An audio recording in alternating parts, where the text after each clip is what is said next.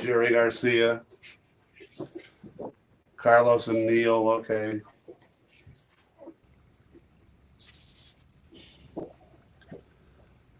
Uh, I'm playing a few little music for a minute.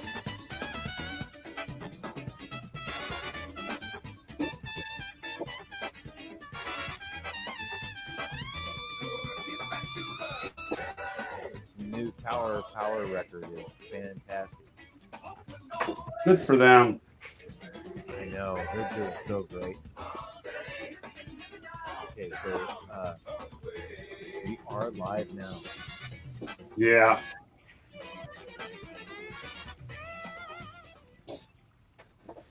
All right, so uh, welcome everybody. I am talking with Pat Johnson, Back on my world head. renowned Pat Johnson, and let me get Pat up here. There, everybody's seeing you, Pat. Hey. Yeah. Okay. So I got to tell you, uh, when we were talking a few minutes ago on the phone, um, uh, we while I was preparing for this last night and looking through your website and all your photos, the breadth of what you've done between all of the rock and roll history of rock and roll, especially from the Bay Area back in the day when there was a lot of Santana and all those Jefferson Starship and all that, and then the Giants, being the Giants photographer for a lot of years, and all the sports figures that you've taken pictures of, it's unbelievable. I was the Golden State Warriors photographer from 84 to 2001. Oh man, Yeah, all the yeah, Run TMC photos, those are mine. I did yeah. Don Nelson's wedding and with Miss Joy. Man, okay, so I dug through some stuff, and while you're talking, I'm going to pull up this picture of Natalie Cole, and I'm going to float through some pictures while you're talking. I know you've been going through all your stuff, and then I've got this picture of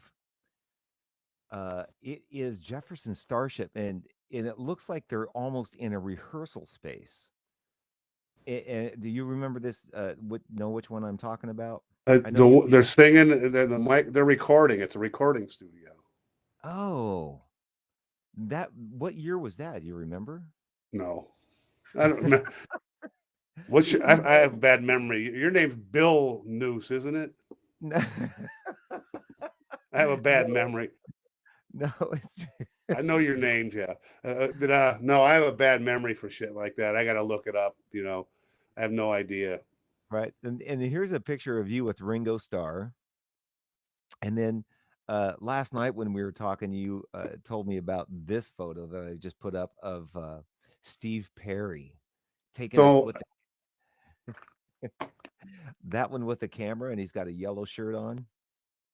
yeah, so in other words, I'm not seeing these. So Right. okay. Yeah. So So the I'm just Steve telling you what Perry, he's doing. um, I got started in the business because of Journey, because of Herbie Herbert. I'll make a quick story. It's a poignant story for me. Um, I was working at a photo lab, and this guy named Doug Roach, who people in the music business would remember him. He was the bass player for Santana. He died Mhm. 30 years ago or so, but there's still a Doug Roach fan appreciation page on Facebook. He and I became friends because he was getting ripped off by Adolph Gasser. They were selling him camera equipment that was ridiculously rip-offs. They sold him a Hasselblad system, and with a 70 millimeter film, which is this big. No, Right. Space Odyssey was filmed on, 70 millimeter. And so the only place he could do it was with the lab I worked at. So to make a long story short, we became friends. He invited me to be his guest at Winterland 2004, New Year's Eve. And I'm a kid from Cleveland going, wow, Santana, because that was when Santana was really meant something then. Not that they don't now, but Santana were gods at that time. Caravanserai Right. so I go there to I'm getting a photo pass and be a guest of the bass player of Santana. I'm like thrilled. I can't believe it, So I go there with my used Hasselblad, and it was like Latin night, New Year's Eve, and it was Santana, Malo, Sapo, and this opening act called Journey. No one ever heard of them. First show. Opening act called Journey. Yeah, and I look up, and there's Neil Sean and Greg Rowley from Santana, and my buddy Rick Wright looks at me and goes, "Hey, look, that's Neil and Greg." And I go, "No kidding." So as an aside, I take 12 shots of Journey, just like as an aside, and then shoot a bunch of stuff and then there's one picture that comes out. Neil Sean, Doug drags me to Herbie. Herbie calls Neil. They fall in love with this picture. Herbie says, "You want to shoot for us?" And I go, "What?" Okay. He said, "We'll pay for your film." And that's how I got started. Herbie Herbert saw something in me that I didn't even know I had. And then they were on Columbia, so I started doing stuff for Columbia. The first job I did for them was the record release party for Boss Skaggs, Silk Degrees, and then Columbia's sister was Epic Records, and I meet this guy Joel Newman, the Shookman, who's still my dear friend. He's from Cleveland. I'm from Cleveland. Instant friends, and then I started doing all this record company stuff and blah, blah, blah, blah, blah, blah, blah. And here I am now. Man, when was that? That was New Year's Eve, 1974. Oh my God. I was just a kid. I wasn't even born. Well, to show you you asked me what the date was, that thing. I had a big gallery show years ago, and it was 25 years of Pat Johnson. Actually, you can see the poster behind it. That's the poster for the gallery show with Mick Fleetwood, Pat Johnson, Bowie to Bone Thugs, 25-year retrospective. That's what it says. Business cards made out for my gallery show. I was a year off because I thought it was 1975 that I did it, and I would post in these pictures about 3 years ago, and all these people, no, that was 1974. So that's how. For my whole career, I've been a year off. Oh, anyhow, man. I got a million of them. All right, so I got another picture I'm going to pull up here while you're talking, and this one I liked with you and Cyndi Lauper, but you look like a kid. Well, I probably was a kid. I'm like, no, Pat's never been that good looking. Pat's never been that young. No, I superimposed someone else's face on my body. Yeah, I was just, a record company promote, they hired me to shoot Cyndi Lauper, and we're doing it, and took a picture of Cyndi Lauper, Right. Okay. All right. So now there's Cyndi I loved her. She was adorable. Yeah, was she nice? Yeah, adorable. And what about this one of Freddie Mercury? That was a cool, this is what who I am and how I think. Mm-hmm. It was Y&T, which was Yesterday and Today, was opening. We're opening for Freddie Mercury at Berkeley, I think it was. And so I go there to shoot, and I shoot Y&T, and I have the opportunity to shoot Queen. Wow. I thought, these guys suck. I took 4 pictures and left. I still think they suck, but you should have shot 20 rolls of film and had all this. But I never thought about making money in the future. Never. Whenever I work for somebody, a record company, your band, Full Motion, all I care about is getting my great photos for you. So when I'm shooting, and I sort of regret a lot of these photos. This is the fun thing of them digging out these photos that you're pulling up that I've never seen before, because I have the opportunity. I have people there, Michael Jackson, and I should have taken him over and said, let's go over here and do some photos. But I wasn't there for that. I was there to promote Michael Jackson's record. I wasn't there to Mm. promote me. And so I didn't get that great photo of him down the street, but I still got cool photos of him. But if I'd have been thinking more for me, and I would have gotten more of those kind of photos, but I also probably wouldn't have gotten as many jobs because everybody, and you know this, Jeff, you've been my friend for years. People trust me. And I get things because people trust me. They know that I don't have a secret agenda. I'm not. We've all met people that you're talking to them and they're looking over your shoulder for someone more important to talk to. Yeah. That's not me.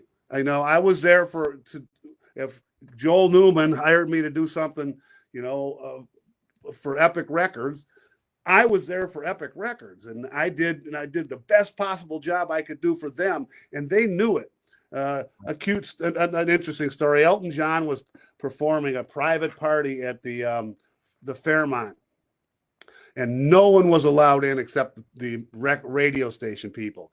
The Chronicle, no photographers, nobody was allowed in to photograph or anything, except Johnny Barbas, who was an old friend who happened to be Elton John's president of a record company or something. John, the Barbas brothers were local guys here. He looks at this guy, the Elton John people, and goes, he's one of us. Pat can come in. Nice. Because right. So I got to go in and I shot these pictures and I overnighted them to LA so they could pick the shots that they approved of. But the point is no one else could get in. But Johnny Barbas was an old record company guy, and he knew that I wasn't there to squeeze for me. I was there for him. Right. Anyhow.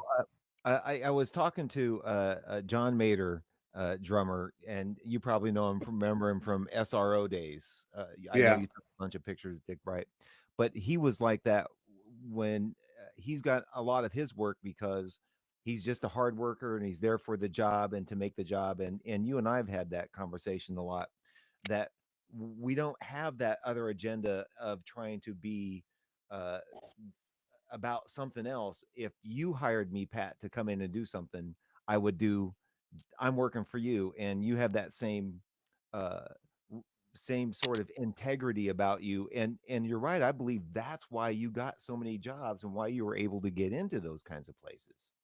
Oh yeah, I agree with that. Young photographers ask me, how do you do it? And I tell them, be on time and be honest. Yeah. And it sounds silly, but let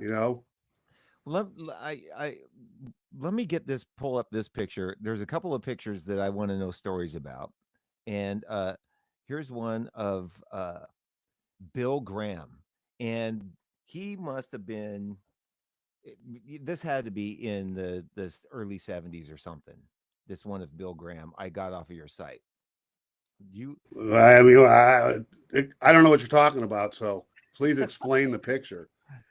Well, it's just a picture of Bill Graham, and he's no gray hair. He's absolutely young guy. So, just the one where he's kind of turned to the side laughing. Yeah, absolutely, yes, that's the one. That was a Greg Rowley. When he was leaving Journey. And it was the Greg Rowley leaving Journey party. And, and there's Bill Graham and, talking to Herbie and laughing and, Well, nothing spectacular. Yeah. But it just the fact that you were part of that was an era and a point in time that we will never, ever have again, were those days in San Francisco with Bill Graham Presents and all of the bands that you were able to be a part of, which I think at that time I was still living in Nebraska and, dreaming about being able to know some of those people and be part of that experience. So what was it like in those days? Oh man, it was so cool. You'd go to a nightclub, and Santana would come and jam, and then Papa John Creech would stand up and play the Neil Sean would get on and on and on and on. I'll tell you a funny story. Journey was just starting out, and they were playing at I forgot, maybe Great America, I don't remember. And I foolishly brought one of my neighbors, Billy Elder was his name, and I learned my lesson right here. A couple of these lessons, but we're sitting at the table with Greg Rowley's wife and Neil Sean's wife, and band's playing, and the women are all dressed to the nines, and Billy Elder gets shit-faced drunk and throws up on Oh no. Neil Sean's wife's shoes. Oh, you live and learn, you know. Don't bring your buddies, you know. Right? I'll never forget that. Oh man. Okay, so I'm gonna pull up another picture here, and it is Tina Turner, and she is just absolutely stunning. And I just know that you have this picture, and what a beautiful woman that was. I mean, I don't know when that was, but 90s. That's one of the pictures I just pulled out. I mean, it's because of this horrible nightmare we're going through. And we have nothing to do. You know, all my photo shoots fell through, just like the musicians. right. So I'm pulling out all these negatives. You know, like whatever Gavin convention negatives. Yeah. I just found these pictures of Bill Graham. I just never saw him before. Did the shoot, Oh moved man. on. I just found friggin' Janet Jackson yesterday. You Oh, know, so I'm pulling out all these things, and that's one of them. It was a backstage record release for a party put on by Dave Rothstein, who was a really dear friend of mine. He passed away years ago, record company guy. Also, a local guy was her guitar player too. So Jimmy mm, Lyons. So I shot her once with Jimmy Lyons, and then I shot her again. There. Meet and greet promoting Tina Turner, and she was really really nice. You know. yeah. I can't imagine her not being nice. I mean, I don't know. Yeah. I just can't Did imagine you it. pull the meatloaf picture out?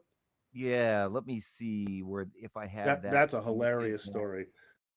Uh, oh man, you know what? I posted it, but it's not on my. I didn't load it. I'm sorry, I didn't load that. I might be able to. Let me see if I can load that quick. Well, while Um, you're doing that, here we're talking about Neil Sean. Here's a cool photo if you can see it. I can. Neil Sean and Carlos Santana backstage jamming. Carlos is looking at Neil's hands. What's he doing? What's he doing? Is that a cool photo? That is great. Yeah. Okay, so I that is a good one. I have okay, so Meatloaf should be here now. Here's Meatloaf coming up. Now I've got that picture of Meatloaf. Now, Okay. tell us. Again, this is another one of these photos. Um, this was promoting his album before it was ever a hit. And so look at him. He's like, doesn't look like Meatloaf that you ever remember. And No. we're going up to the radio station to promote the record. We're standing outside waiting. And there he is. So I take this couple cool shots of Meatloaf before we're going up. But then later on, it might not even have been then, it might have been like months later, he's playing at the old Waldorf. And Oh, I remember that and place. yeah, up on the top kind of, and my mother, little Italian Mary Johnson, she's visiting from Cleveland. So come on, come on with me. So my mother and my late wife Denise and we all go. And before the show, like a bunch of people are standing around in a circle smoking a joint. And Meatloaf hands the joint to my mother. And she misunderstood his name. And she literally looks at him and goes, polite as can be, 5 foot tall. She goes, "Oh, no, thank you, meatball." You know, and it wasn't meant to be mean spirited. She thought his name was Meatball, and Meatball Italian. You know what I mean? I mean, Right. everybody in the room burst into laughter. No, thank you, Meatball. That's just a Oh, funny little story. that is funny. That's hysterical. Oh man. All right. So Now, so Meatloaf was up there, and here's that Bowie picture that you were talking about. Well, Is it the it's one with the crazy smile? uh, well, this one is he's in a white shirt and he's got his head down and looking up a little bit. I got Wait a this off. minute. It may not be one of the ones you were talking about. You just found. It probably is. It's let me look here. God bless it. You got the So back of my head. I pulled it out here. It's right here. God damn. This one? yes, yes, that's the one. Yes, Look at yeah, that smile. man. What It's you know like the what? He Joker. was a strikingly handsome man. Yeah, And I was able to shoot him 3 different times. He was with Tin Machine, and it was at Slim's, and I shot him live at Slim's private party for radio station executives or program director, shall we say. And then I wound up having, then there was a dinner, and so it was on a dais like at a wedding. The tables are so there's the Bowie and the band and the record company president and blah blah blah, and then below was all these tables with the radio station program directors. So it's my turn to sit and eat, and there's nowhere for me to sit. And the record company guy, Sky Daniels was his name, great guy, says, "Oh Christ, well I guess you got to sit right here," and he plunks me right next to David Bowie. oh So it's man, me, Bowie, and the record company president, and then Tin Machine, all those guys. The Soupy Sales' sons, 2 of them were in Tin Machine. And I used to go, what do you say to David friggin' Bowie? And I just looked and said, I'm from Cleveland. And he goes, Cleveland? And Cleveland broke Bowie. It's a true story. When the Ziggy Stardust tour was going around, no one was on it. And the disc jockey Billy Bass in Cleveland started pumping the hell out of Ziggy Stardust, sold out Cleveland, and all of a sudden, because he was pumping it, other radio stations picked up on it, and that's how the game was played. And by the time it was going through, all of a sudden he was selling out the concerts, and Cleveland broke David Bowie. So an hour, Bowie and I sit and talk like one of the nicest guys I ever met. And wow. that photos from there. Yeah, and you know what's really interesting? I'm not sure how there were times when I guess back in those days he actually became really big. But my because I was never really into him when I was that age, to me, I think he's more cool now.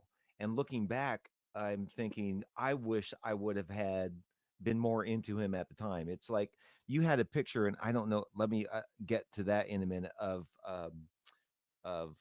from Led Zeppelin, uh, Robert Plant. Robert Plant, and when I had a chance to meet him for a minute, and he wasn't very. He didn't want to talk to me. I said, "Mr. Plant," and he said, "Go flog yourself." That's so odd because he's such a nice guy, you Well, know. I think he really wanted to be alone, and just that story because and it's good to hear from your point of view that he was a nice guy, but I was playing at the top of the mark. Go flog yourself. I've been wanting to say that to you as long as I've known you, so now I will. Go flog yourself. Go flog yourself. It was Yeah, pretty hysterical. But that's he good. was in town with Allison Krauss, and I was playing at top of the mark, and he was sitting right, and everybody's going, "Hey, I think that's Robert Plant." Of course, he doesn't look like the Robert Plant we remember. He looks like Yeah. the photo that you had, and I'll load that up while I'm telling this story. So, um, did I load that? Yeah, let me hope. Let me hope. Let me hope. Oh, I didn't. I Well, didn't you put. pulled all the new stuff I've just pulled out of my rare, never seen before images, Yeah, I okay. So I don't have it. Um, I'd have to. and I don't have a print of it here either. That's. I'll Wait, I post. do. Oh, do you? So anyway, so he's sitting there. No, He's in, I maybe. and everybody Go goes, ahead. "That's Robert Plant," and I'm going, okay. I got it. It's Robert Plant. I've got to go over and just say hi. Say, Mr. Plant. I've just got to do it. So I do. I walk over and I go, Mr. Plant. And he goes, go flog yourself. He's And eating dinner. I said, well, no, he was just having a drink with a lady. So I so I go, okay. I just wanted to say, hey, I know you're in town with Alison Krauss, and I love what you're doing. And I walked off. And so the guitar player, this actually gets pretty funny. The guitar player that was playing in the band at the time, David Tompkins, he said, hey, I'm going to try it. I've got a comment for him if he tells me the same thing. So he goes over and tries to talk to Robert Plant. And, and he got the same reaction, but he came back and I said, what happened? He goes, well, he told me to go flog myself. And I told him, I just wanted to tell you that that's my wife you're with. Good for him. And then he walked away. So anyway, that was our That's a pretty good story. yeah, it was pretty funny. Now, I don't blame him if he was there and just wanted to have a nice quiet, you know, don't bother me with a lady. I get it, but I was hoping he would at least say, yeah, well, thank you, I appreciate that, but I'm busy, you know. Yeah, I think out of context, I think a guy like that, like I dealt with him in context, right? It Yeah, was at K Fog, and he was there, and he was Robert Plant, and he was, and then, it was nice enough when I photographed him. But then one of my close friends, Kenny Mednick, was a lighting director, from Journey guy from the Nightmare Crew, and he wound up being the Robert Plant's lighting director. And so I wound up getting in the elevator, and I go, hey, I understand, I guess my good pal Kenny. And Kenny. Oh, and he had some funny nickname for him. I can't remember what it was. Yeah, he's a character, and Kenny is a character. I mean, it was like, so it made sense, but I'd imagine it's hard to be a star and have people bug you. I don't know what the right. fuck. Well, You know. and especially some, people like Robert Plant and other people that were really big, like the Jacksons. When and those kinds of people, I can't imagine everywhere you go, somebody's always in your face wanting to talk to you. I run into that all the time in Los Angeles, and whenever I see stars, I just leave them alone because Yeah. they, you know, Well, but Michael Jackson, if I have the picture here if you yeah, want to yeah, see yeah. it. Here it is. Um, I don't know how much you can see. Oh, yeah. Well, I'll Is that it? Yep. That was yeah. Look Okay, at so that. Michael Jackson, that was again Epic Records, my buddy Joel Newman, Cleveland.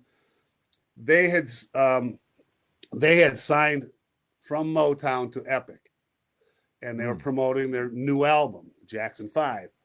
So we went around with them for 3 days promoting the record, going to KSOL, all the radio stations. And at one point, there was two limousines. At one point, they said, "Hell, let's go." They'd heard that there was the Jacksons at the museum, the not the Madame Tussauds on Pier 39. So they go, Mm. "Let's go see." So we had two limos. We drive up, go in that dump for 20 minutes. We come out and there's 30 people out there. It was sad, right? And then Yeah. at the end, uh, Epic, Joel had a record release autograph signing at Jack's Music on Haight Street. And Jack's had one same door in, same door out. And they had one of these in LA like 2 weeks previously, and not a whole lot of people showed up. So Joel didn't think much of it, didn't get much security. We get there, and there's thousands of these people, thousands No. on Haight Street. And, Oh I my. have these photographs, and it's like when the limousine pulls up, and I'm like the point guy. I'm like the V. I'm the guy backwards. And there's this old man and the record company pushing people out of the way. Not me, just to get them in the door. And then they get in the door, and they go in there to sign autographs. And I've got all these photographs coming in, and I'm standing at this big plate glass window, and it's wall to wall kids, and it's urban kids, And so the back people just wanting to get forward or just start moving forward. And I have these photographs of these girls going, ah, and all of a sudden I'm standing right here and the window goes boom and explodes. All these kids come tumbling through, No. blood everywhere. Oh Yeah, yeah, God. and I'm going to take pictures. I go, whoa, I'm not a Vietnam guy. I got out there and started helping people, and then they couldn't sign no autographs, and I have photographs of Michael and the Jacksons bummed out, walked just leaving. Really a sad story, but Man. but he was in terms of my business, other than the local guys that I've gotten to know because they're local, like the Starship or Journey or the Doobie Brothers or whatever. Right. Michael Jackson, Sting, Bowie, the nicest people I've ever worked with, not even close of that level, and these are the big as you can get. Yeah. We're riding around and Michael Jackson goes, "What'd you do last night?" Everyone makes fun of me, my family, for doing the voice, But I played softball, and he goes, "Oh, how'd you do?" I said, "Oh, we lost, but I threw a guy out at third." And you could see him like vicariously living for that moment because he couldn't do this stuff. He was 15 years old, right? Right. And then at one point, he on his own goes, "Do you have a girlfriend?" I'm like, "Do you have a girlfriend?" And I go, "Yeah." He goes, "What's her name?" I go, "Denise is my wife and not my late wife now." Right. And so Michael Jackson, on his own, gets up and gets the KYA radio sheet with a top 25, and he goes around to the rest of his brothers and has them all sign this thing for Denise. Michael Jackson. I didn't ask him. He got up on his own. Unbelievable. Right. And then I don't believe that all that. I mean, he's weird, but I don't believe. A good friend of mine, Benny, was his tour manager forever, and he came out of the Journey, Nightmare people. He died in a couple years ago. There was an event for him, and tons of people came. Nobodies, and Paul McCartney's tour manager was it. Benny was a good man, and I asked Benny at one point, what's the story on Michael Jackson? He goes, "No, man, that's not true. People just don't know." Now think about this. You have 2 daughters, right? Right. Okay. I do. Now, were you going to let your 5-year-old and 6-year-old daughters go sleep over Michael Jackson's house? I would not. Touche. I would never Would you do let that. him sleep over the neighbor down the 3 streets house without getting without getting to know them? So Right. anybody that sends their fucking 5 and 6-year-old kid to sleep at Michael Jackson's house wants something and is expecting something. And when they don't get it, lost, it's like, hey, I can sue him. He probably never got past 15 years old. I don't think he had sex. I wasn't there, but I don't think he had sex with the kids. I think he gets fucked over by the mommies, I don't have any.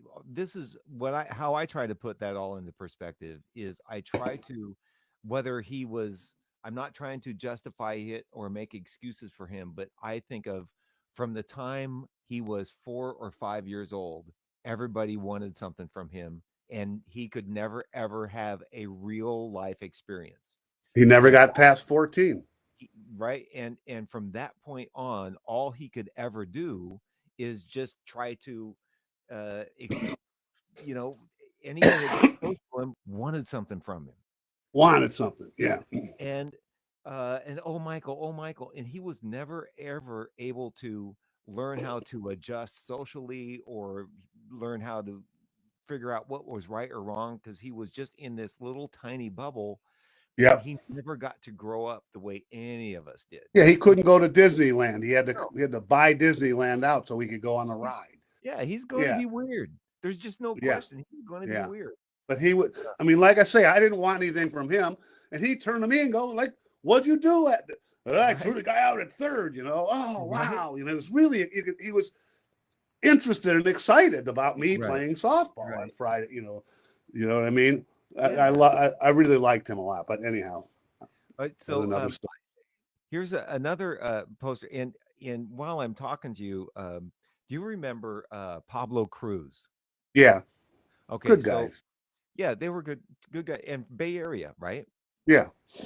All right, so the drummer's brother is a guy by the name of Greg Price, who is a front of house sound engineer now, and he is Ozzy Osbourne's front of house sound engineer. And I'm going to try to Oh, get okay. him on because he's probably has some good stories too. I'll But bet. the reason I mention it is because I'm going to pull up a photo that's sort of from that same vein, but uh, uh, it is Tom Petty, I believe, and I got a picture of him, and I think you took a picture of him by himself, but it's with a lady. Um, Me? yes, this is I pulled this off of your site. Tom Petty, I think that's Tom Petty and some girl. I have no idea what you're talking about. The only Like, Tom Petty picture I know of is the one of the close up of his head. yeah, and this is almost the exact same photo, but with a girl standing next to him. Unless Oh, maybe it's not doesn't Tom say. Petty. I would have to go to your site. Um, I I'm don't know what pretty. you're talking about. Oh, well, okay. Well, I don't either. It, is it? Is No, it? Is the background gray and like yes, squares behind? yes, yes. So it's almost like you took a picture of him, and then she jumped in, and you took a second picture. I could have easily done that. I don't know any. Um, I don't know. but the reason why I think of Tom Petty and I thought of Greg because Greg started off. He got his start being the bus driver for Pablo Cruz. And one night, their front of house guy got sick, and they said, "Greg, go out there and just run it. We need somebody." And that's how he learned to Yeah. do sound. Um, and then he's also friends with the guy that was Tom Petty's front of house guy for Yeah. years and years. Anyway, now back to some more of your pictures. This one that I'm going to put up here of 98 degrees is an amazing shot. What is that recent or was it from when they were like really popular and first out? I have to look at the picture. I don't know what you're talking about. Is Oh it, is it a backstage photo? no, it's there. It's a great photo. I wish I could show you. Here, let me see if I can. Maybe I can turn this around and show it in my in the camera. Can you see that? Oh, yeah. That's a cool photo. No, that was recent. Yeah, that was like 3, 4 years ago. Yeah, that's such a good shot. I love that shot. Yeah, that was like Did you get to three, talk to 4 years. those guys? Yeah, they're nice guys. How? Yeah, I'm an idiot because I had shot Jessica Simpson in the day, and I don't know Oh, any of this shit. And I go, hey, I got some cool shots of Jessica Simpson to one of the guys, and he goes, oh, that's great, And I find out later that they're married and divorced. You know what I mean? I right. don't know any of this shit. I don't follow any of that nonsense. But they were nice guys. Oh man, that's right. Okay. All right. So now here's another one that I'm going to put up here. It is Steve Harvey. Mm, Now, yeah, that was an amazing day. Those were you're talking about he's live. Is it live? Is he yeah, live?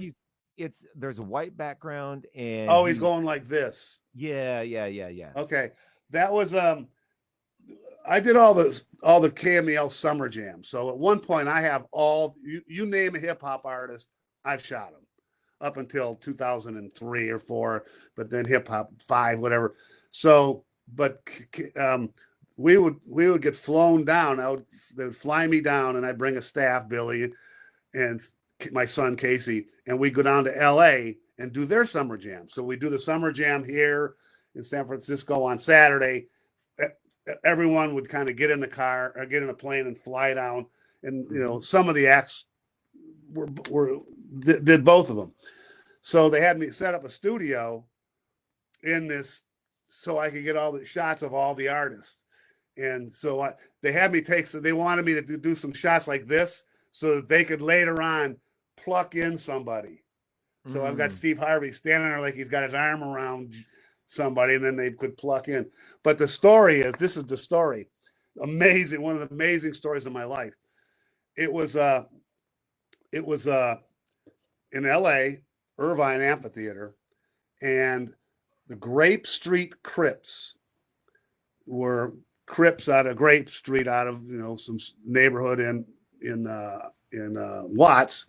They gang rushed through the gates, because the gates there, they had security, security.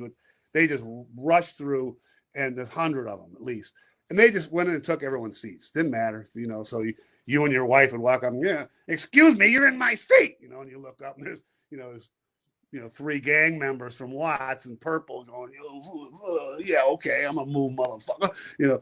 So everyone knows that they're there. Everyone is aware of what's going on, and they had the security, but they also had, for security, they had the Nation of Islam. So the security were these Nation of Islam guys with the fucking bow ties. So LL Cool J's on the stage singing, performing, and we look out, and there's out in the back, it starts becoming a fight between the Crips and the Bloods. And you're watching. I actually have a photo that Billy, my old right-hand man, he's in the pit, and there's a picture. I don't have it here, but it's LL Cool J's posing like this. These are his legs, right? Through his legs, you can see me going like this, pointing with the Nation of Islam guy to what's going on in the background, and it gets crazier. And then LL Cool J goes, "Man, you got to stop! You got to stop!" Then Steve Harvey comes out and says, "You got to stop this!" And they quit playing, and it turns into a full-on riot where bottles are flying, and we're watching people getting the shit beat out of them out there. The Nation of Islam goes out there to break it up. A Nation of Islam guys are going down. Then everybody rushes the stage, and we all run for our lives. Billy is in the pit, and my son Casey, who's 13, behind me. I grab Billy, pull him out of the pit. We run for our lives. I lose my son for 15 minutes, and just this whole crowd. Like, if you want to see something amazing, go on Facebook and look up Grape Street Riot in Irvine, and it's unbelievable. I mean, they in this video, they pull one group is pulling him this way. He's going on the stage. Another one's pulling him that way. They pull his pants off. These guys jump up and they're kicking him in the face. It was like, so the concert ends, and now we're like locked down in this, us and the artists, and locked down for like 3 hours. Helicopters, LA. You live in LA with the, going, and they walk us out. And as we're leaving, we hear, some sort of chant like thing, and we look over, and it's the Nation of Islam guys, like Marines, doing their thing, because they're getting ready to go out and kick some ass. It was heavy. It was it was heavy duty. God.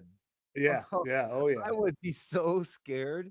Oh, you didn't have time. I'm literally, I'm on the side of the stage shooting this way, and full bottles of water are flying by us and hitting the people. And you're looking out, and these guys are breaking chairs and smashing themselves in the face. A full-on Crips and Bloods war. And before that, like, I don't remember who, some artist, maybe Snoop Dogg, gets up and is waving his blue bandana, and the other guy's waving his red.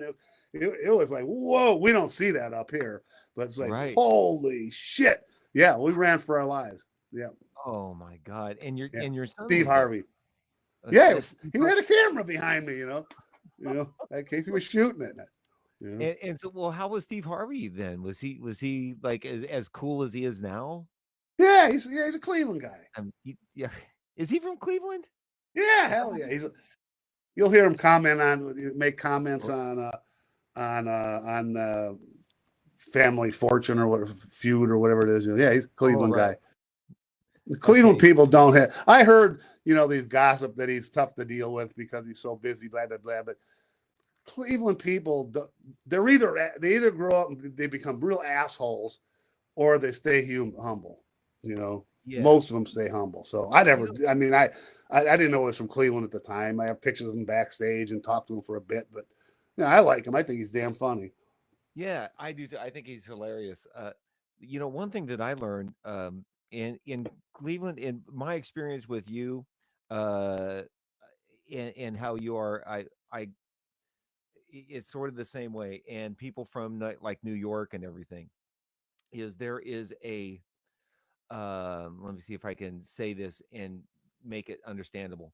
It's not that you're rude or hard to deal with, but people sometimes are just a little more aggressive and direct about how they're saying it, and it's can be just saying the same thing as I am, but I'm maybe a little softer, a little more laid back, but they're like, Yeah, yeah, you hey are a dude. pansy ass. I've always thought you were a pansy ass. Yeah. I They, know. you remind me of the Stay Pressed Marshmallow Man, actually. Well, right, stay. I No, know. you're right. I'm joking with you, but No, yeah, I mean, I get- Cleveland, it's like, what the fuck you looking at? You yeah, know, shut the exactly. fuck Yeah, up. You know, right, you know. right, I mean, we don't suffer fools easily. It's right, blue right, collar. It's like freezing cold, super hot. Steel workers. I'm exaggerating to make a point, but it's like, fuck you, shut up. You know right. what I mean? I mean, all my friends know me. I play softball every, and everyone in the league knows don't fuck with that guy. Right. I mean, there's, one time I'm coaching. My son was playing. He still plays with us, and he's on first. He's on second. I hit a single to right, and they didn't send him, and I'm on first, and I started going, "Hey, why didn't you send him?" And the other team starts mouthing me, and the catcher starts mouthing. The batter starts, the catcher starts mouthing at me, and I go, "Hey, pal, why don't you fucking blow me?" You know. And the batter is my friend Mark Leininger, big Texan guy, And the Right. guy goes, "Did he just say blow me?" And Mark looks down with his bat in his hands. Yes, he did. you know, that's Cleveland. You know what I mean? Fuck Yeah, you, blow me. over the years, you've used that expression a number of times Yeah. in your state. It's and I'm so used to it. When I would bring different band guys in the band, I'll never forget bringing a couple of guys in, and you would say something to them, and they would just sort of wilt and look like, what? What is he? Is he really? I'm like, come on, he fucking with you, dude. Just yeah. it's But come on, there was a method to my madness. Why right? I fuck with them? Because those guys, instead of going, I'm all nervous about getting my photos taken, they're going, is he fucking with me? Right, And then they forget. Bang, right, zoom, we get the photo. right. There was a And that's reason what why I did all those stupid jokes. right. That's what And my favorite one, is smelling the guy who shit his pants. that joke. uh, yeah. Um, but here's the one thing that I know, and why I and a lot of people would come to you for those band photos. And I'm going to say, if I would compare you to other people, you could go to another guy and he would shoot 1,000 pictures to maybe get one shot. I could come to you and you could shoot 30 pictures and almost all of them would be the shot to use. You Yeah, know, yeah. Thank you. and the reason is because you would know how to get people in a position and comfortable and catch them just at the right time. So By you would part of it is by fucking with them. right. I You absolutely tell those stupid joke, the right. vile shit your pants joke. Everybody goes, ah! And they laugh. And then as the joke is ending, that's when you Right. get the shots, Yeah, because people are right? all of a sudden they're comfortable and they're relaxed and not even knowing you're taking the picture. Right, Right. right. Okay, so I, now moving on. one more story like that. Okay. There was a band years and years ago from Sacramento that came in, and the one guy had a big chin, and I kept calling him Popeye. And the whole band started calling him Popeye, and they go outside, get in a fist fight, and break up over No, Popeye. are True you story. kidding? Yeah, I got two different shoots out of it though. Oh my I God, didn't that's mean it, but that's a true story. funny. Oh man, you band breaker up, are you? Oh yeah, I didn't mean to, but that's a true story. Oh, okay. So now I want to move on just a little bit, and I pulled up this one shot because when I first became a Giants fan, the guy that was the man was Will Clark. and I got this black and white photo of you with Will Clark holding the bat. And uh, what was it like being the Giants photographer? And then also, I didn't pull it up, load it. I should have, but when you took you have some shots of Chris Mullen and Manute Bol back when in that those Yeah, of yeah. the Warriors. Willie McCovey. I got tons Yeah, of stuff. and Um, Go ahead. one other shot that I remember seeing when I was in your studio back when it was up where all the back on South Park. Uh, you had a picture of, oh my God, Eddie DeBartolo. That Hmm. was just the most Right, amazing. right there. Yeah, just the best shot. And so you were around and taking pictures of all of those sports teams that were iconic from those. I mean, the 49ers and some I don't know how much you did of with the 49ers, but uh Mostly the Giants and the Warriors. and the Warriors. But you were able to take that one with Eddie DeBartolo and everything. And um uh, what was he like? Okay, I can't go into detail in public about a lot of this, but Hmm. um, he's their Dagos from Youngstown. My Oh, families are Dagos from Youngstown, uh, right? And so they were doing a poster like uh, putting together 5 Super Bowls. So they had me shoot the Barlow and someone else shoot the players and someone else shoot the trophies, and then somebody put it all together. mm-hmm. So they set up a studio in his suite at the St. Francis or St. Francis Drake. I forget what the one on Union Square. Mm-hmm. And so I have a studio, and he walks into his suite, and somebody says, "Well, Mr. DeBartolo, how long do you can you do for the shoot?" And he goes, 5 minutes. And he walks onto the shoot, and I go, my area, and I go, "Hey, Eddie, I introduce myself. I'm Pat Johnson. One, I'm a friend of Herbie Herbert's, Journey's manager, who was a friend of his. But more importantly, I'm Don Perry's cousin. Don Perry's Don Perry is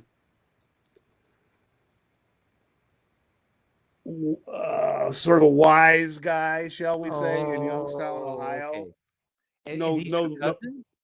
My mother's cousin, yeah. Oh And man. and he goes, "You're Tommy's cousin, Carmine. Come here."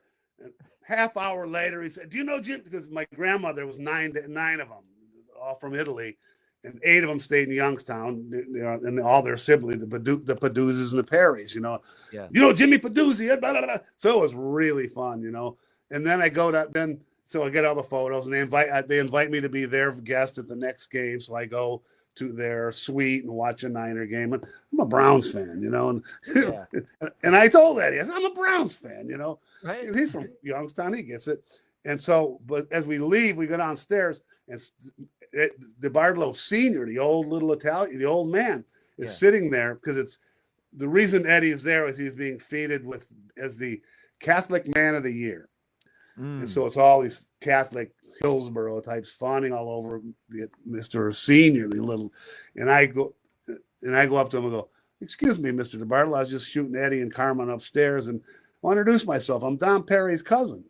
And the guy goes, stops cold. He's like 5 foot tall, Yeah. 85 years old, stands up and starts poking me in the chest, going, "That motherfucker." That fucking Don Perry's a motherfucker. Oh my God. Yeah, because Don Perry had a business that he started in like 67 or whatever of a janitor company. And he goes, "I gave him Thistledown. I gave him Youngstown State. He gave him all these big companies. And Everett fucking thanks me. And all these Catholic guys from Hillsborough are like going, look at this guy with long hair being poked in the chest by this little Italian. True story. Anyhow, That's hysterical. yeah. That's hysterical. Um, I'm trying to look through some more. I mean, I could go. There are. You have so many stories. I have just other pictures that I loaded up here. Uh, what's this? Explain this one to me though. You're making a really silly face next to the snaky guy from Pirates of the Caribbean, and you're at Skywalker Ranch. Oh. My girlfriend Jean's good friend works at Skywalker. And so Oh, she got us a private tour. and how was that? Oh, it was fun. It was so cool. I mean, you walk up and there's the real painting with Vigo, from Ghostbusters, and and there's the Yeah. real R2D2 and C3PO, and just so many cool things. It was fun. Oh, man. Nothing So spectacular. yeah, so we talked a little bit last night, and I'm learning that I have to kind of keep these things at about an hour because people start losing Oh yeah, interest. yeah. I'm losing So interest, and I'm talking about myself. I'm kidding. I'm kidding. so I've had almost this whole time up under you link to your website, and we were talking last night about you maybe thinking about letting some of your prints go and maybe selling them if you people were interested in like the Milli Vanilli that picture. Yeah, I I mean, I just found that literally 2 days ago, and Right. I posted it, and people went nuts for it. Yeah, so if somebody wanted to buy some of these prints that you have, would you let them go to collectors and stuff? Yeah, make it simple. I would sell an 8x10 for $50. Normally they're a lot more than that, but it's a rough time right now, So if Right. somebody can afford it, an 8x10 would be $50, and you can look at my Facebook page because I'm posting these new stuff that have never come out before. I just Right. found literally today, Bill Graham, unbelievable. I just found, and I may post it later. I'll probably put Bill Graham later, but I just found Janet Jackson. What? I Yeah, yeah. forgot I even had it. I mean, Hey, um, pull up that Elvin Bishop picture that you showed a minute ago or before we started. yeah, yeah. I'll show you another one after Tupac. Oh yeah, yeah. Elvin, I love Elvin Bishop. He's one of the greatest people I know. Right. This is him. This is in 1974. Can you see it? Mhm. Okay, Yes, I can. 75, and he's Oh. up in his farm, and he's pouring beer on his pigs. Right? But I mean, Elvin's still a dear friend.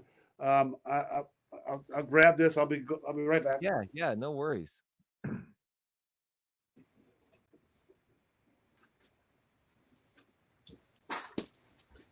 Can you see that? Yeah. Oh man. That was shot a year ago for an album cover. And then in December, he had me come up and shoot. Well, I won't yell. In So in December, he had me come up and shoot another album cover of him and Charlie Musselwhite. I love. So, and my first album ever with credit was Elvin Bishop's Juke Joint Jump, which you Oh probably man. had, right? And it's Yeah. a couple photos, Donnie Baldwin. That's the first album I had photo credit on, and the most recent album that I did was Elvin Bishop.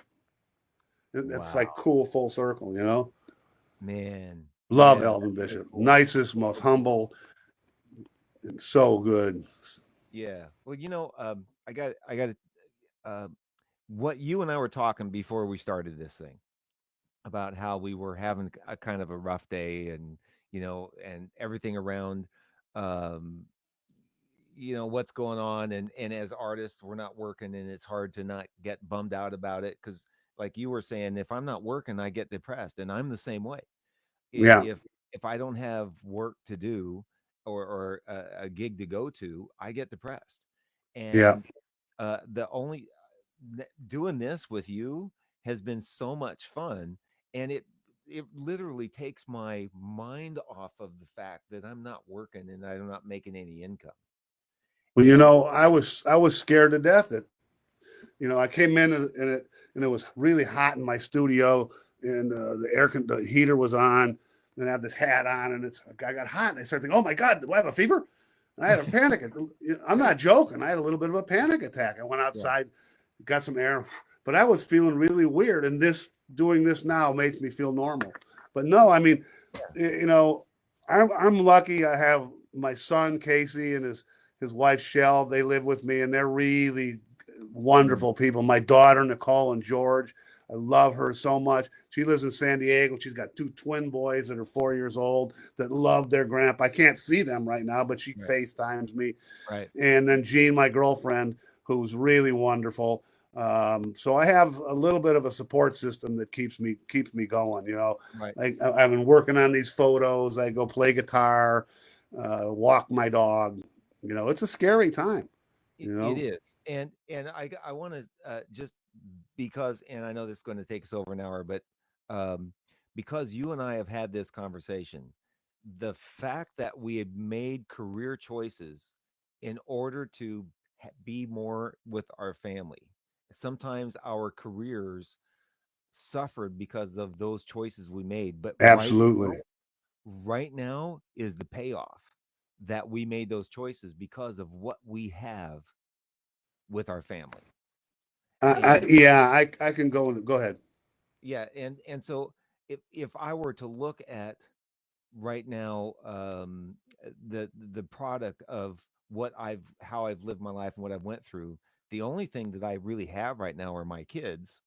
And because you were the type of guy that always just did the work, and there was nothing, you weren't out to be selfish or anything, and you did everything right, and you worked with integrity, and you chose family over work a lot of times.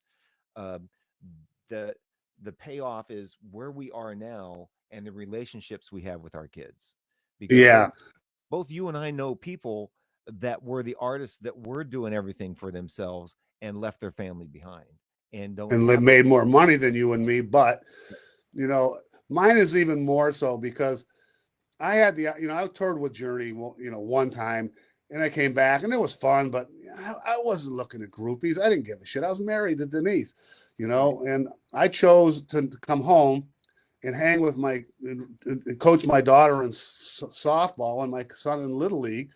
Um, I could have partied, and I was allergic to blow, but I could have partied with this Starship and the Doobies and Journal, whatever. No, Right. I'd come home and watch the Rockford File with Denise.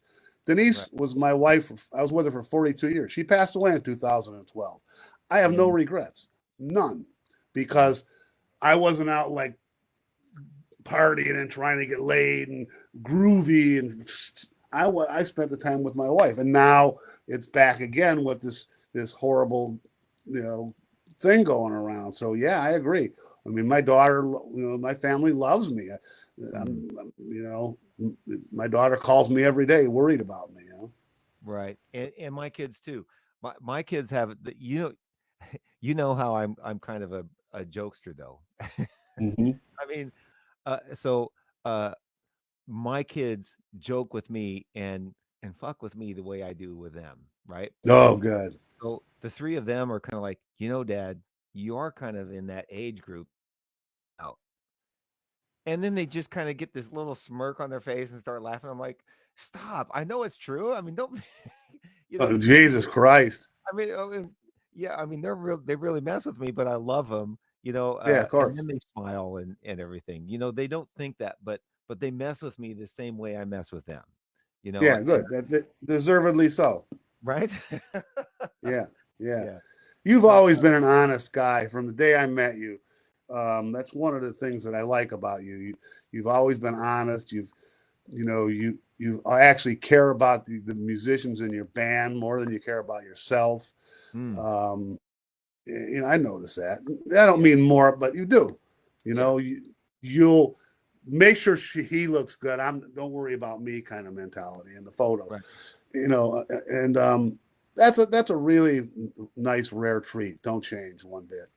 Yeah, thank you. And like I And told you before, you write your Facebook things about, sort of like your real feelings. right, I've told you this on the phone. If someone doesn't like them, they can go fuck themselves. right, Don't read it. Don't write some shitty, stupid thing. Hit the fucking road. right, Hey, pal, blow me. Did he say right, blow me? right. Yeah. Yeah, and we and one of the guys was a musician from Bay Area that came on my page and said, "Shut the fuck up" to me on my page, and I'm Oh, I remember that. right. I I'm like, remember that. man, I think I know who it was. yeah, yeah. Almost every musician in the Bay Area knows who it was. It wasn't a Yeah, musician either, wasn't it? It was yeah. an He agent. was a band leader. I won't say it on loud, but what Right. Yeah. Right. wasn't All he? right. Wasn't So he? All right, go ahead. yeah. Anyway, so the last thing, and then I guess we can wrap it up. We've been going for about an hour and 5 minutes, and then so Pat, when this is done, and you go to my Facebook page, you can share it on your Facebook I page so will. I'll do it. I will. everybody can see this. I'm. And uh, Yeah, this, I'm gonna go get some and lunch. yeah, and I It's, so appreciate you, and we've been friends for such a long time, and we have a lot in common in how we deal with people, and I appreciate you, and your work is always great, and thank you for taking the time to come on this and help me do this because it's keeping me oh yeah, sane no and sweat. And if you know me at all, and the people, a lot of my people that'll see this, Facebook friends, they know me. right. I don't mince words. I'm not getting into No, politics because I don't care who you vote for. If you want to vote for Donald Trump, fine, shut up. If you want to vote for the Democrat, fine, shut up. You know, I right, don't do that. It's not what I want. But I don't. You know, I'll say fuck you. I'll say blah blah blah. You know, and they don't like it. Eat me. right, You know, I don't right, care. You exactly. know, I don't care. I never have cared. But Right. but no, this is fun. It made my day because I was really this morning. I had the willies. We talked. I had the Mhm. willies. You know. Yeah, You know. yeah, me too. All right, Pat, I'm gonna do my closing things. I have all this really cool stuff, and what I One do more is thing. yes, If they want to buy prints, yes, patjohnson.com. You know, www.patjohnson.com, and $50, and that includes shipping, man. And you get an opportunity to go on my website, go on Facebook, you know. And if there's somebody you want, email me, pat@patjohnson.com. Hell yeah, I'll sell some prints. You know. fantastic. All right, so that was the last message, and it is on. And with that, I'm going to take it out, Pat. Thank you. See you later, my friend. Okay. Now,